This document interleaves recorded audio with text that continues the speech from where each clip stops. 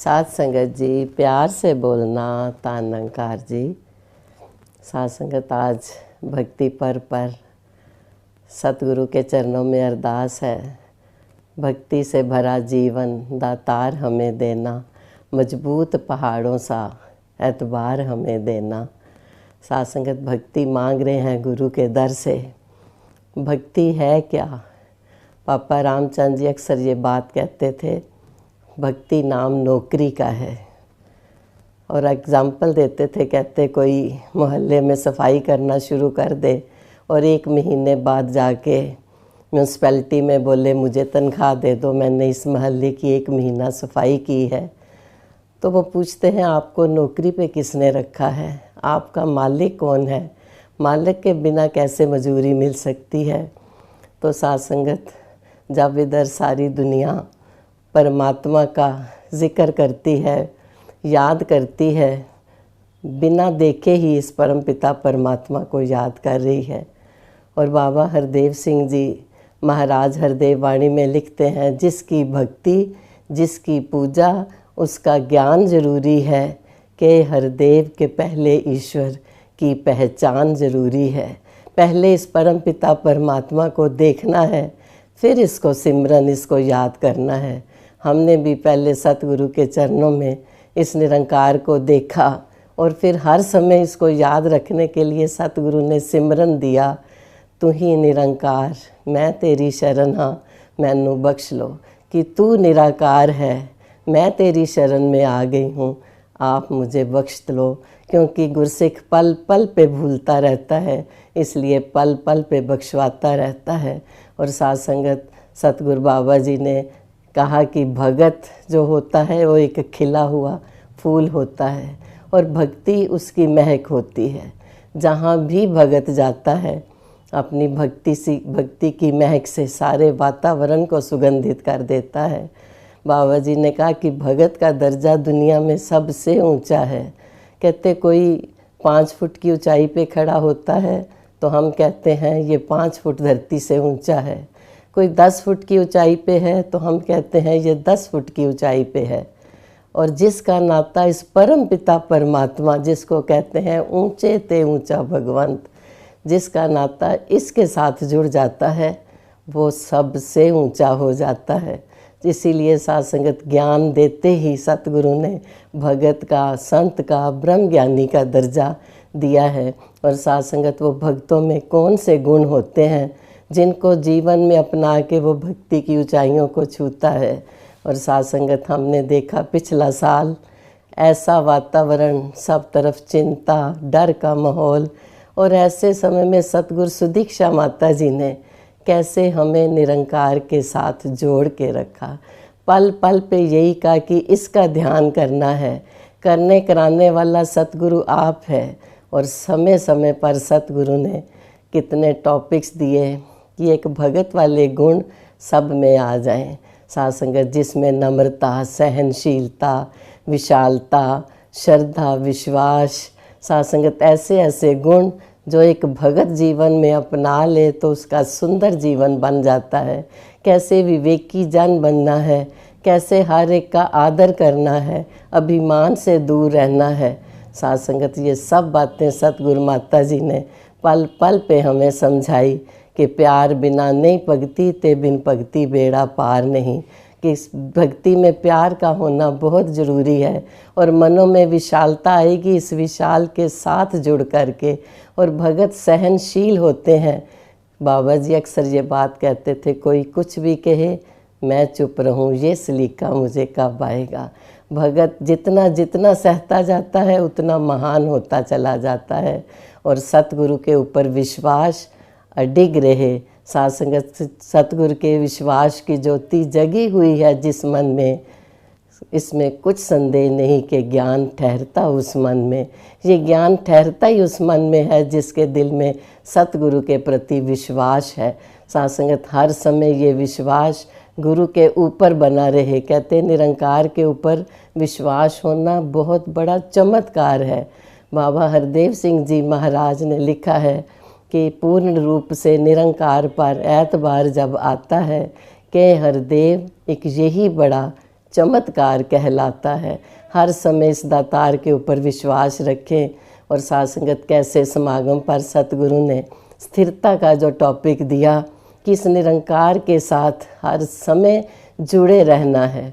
अगर इसके साथ जुड़े रहेंगे तो निरंकार वाले गुण, सहजता, सरलता, अडोलता, ये जीवन में सहज में ही आते चले जाएंगे।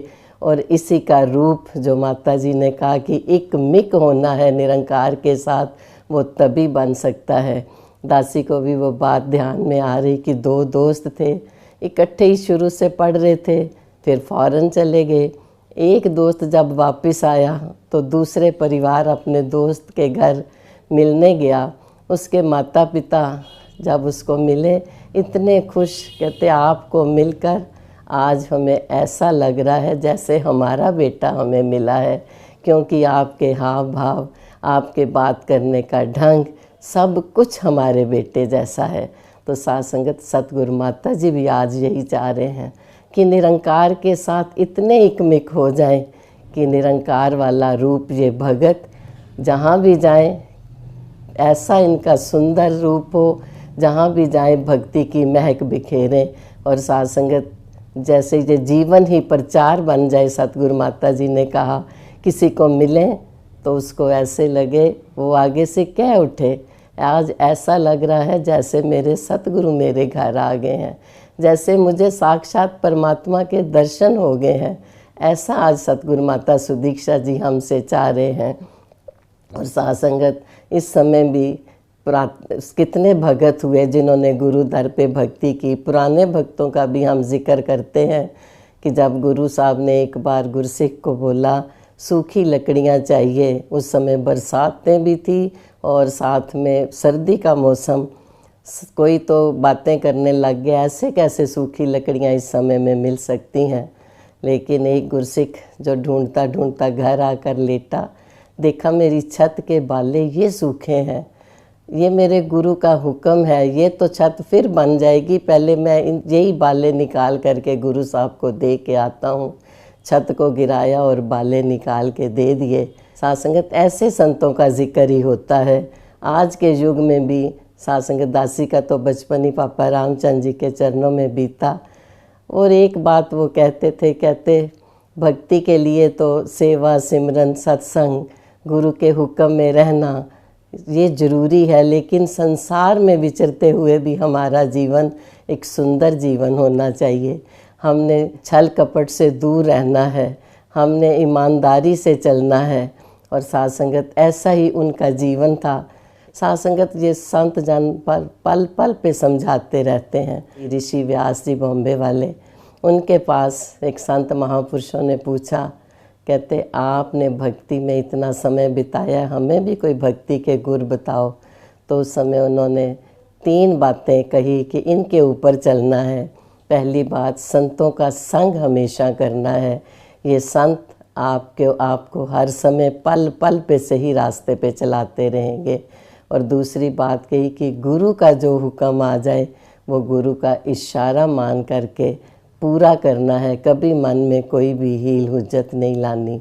और तीसरी बात, किसी संत का कभी दिल नहीं दुखाना। सब संतों का हमने आदर करना है।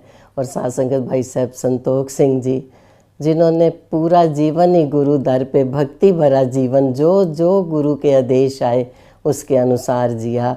और साथ संगत निरंकारी राज माता जी, जिनके लिए बाबा हरदेव सिंह जी ने कहा कि भक्ति की बेमिसाल मूर्त थे। निरंकारी राज माता जी कैसे खुद भी भक्ति की और साथ संगत पल पल पे हमें समझाते भी रहे कैसे गुरु के भय में रहकर गुरु दर पे भक्ति करनी है।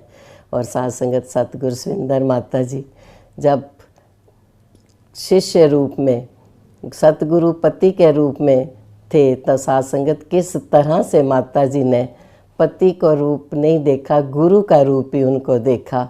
और साथ संगत जब गुरु रूप में आए तब भी एक ही बात कि हमेशा इस निरंकार परम पिता परमात्मा का सहारा लेना है।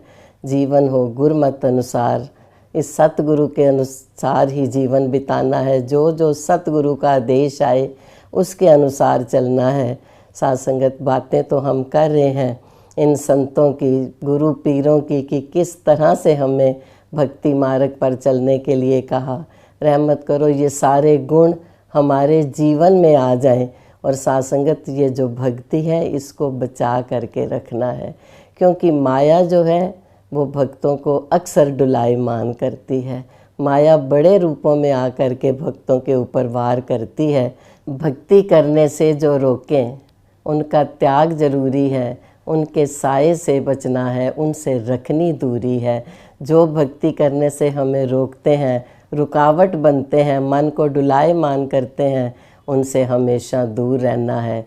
और एक और जगह भी चेतन किया सतगुरु बाबा हरदेव सिंह जी महाराज ने कि एक पते की बात है, इस पर देना ध्यान जरूरी है। बेमुख जो हो गया गुरु से, उससे रखनी दूरी है।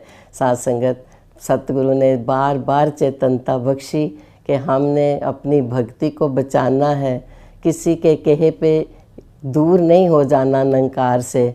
जब कदम डगमगाने लगे तो तू है अंग संग, ये एहसास देना। और साथ संगत दासी के साथ सारे मिल कर के सतगुरु के चरणों में अरदास करें कि भक्ति दे दो सभी को बख्शनहार माता जी। हम सब बैठे हैं झोलियाँ पसार माता जी। सतगुरु रहमत करना, सबको भक्ति का दान देना। और अरदास है अखियां नू गुरु दा दीदार होंदा रहे, सिमरन तू ही निरंकार होंदा रहे। प्यार से बोलना, धन्यकार जी।